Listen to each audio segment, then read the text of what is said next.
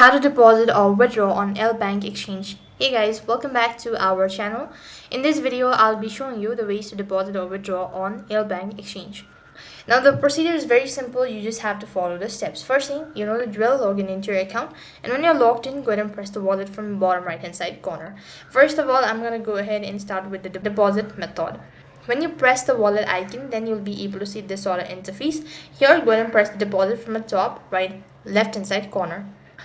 Next page, you need to go ahead and select the asset that you wish to deposit.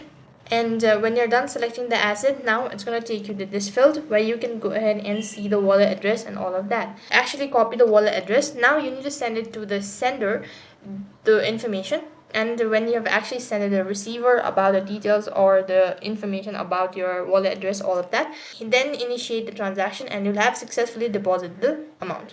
And similarly, if you wish to go and withdraw, you have to do the same procedure, that is press on the withdraw instead of deposit, and the procedure is going to remain the same. So that is how you could deposit as well as withdraw on the Lbank exchange. That is all for this video. I hope the video was helpful. Make sure to like, share and subscribe to our channel.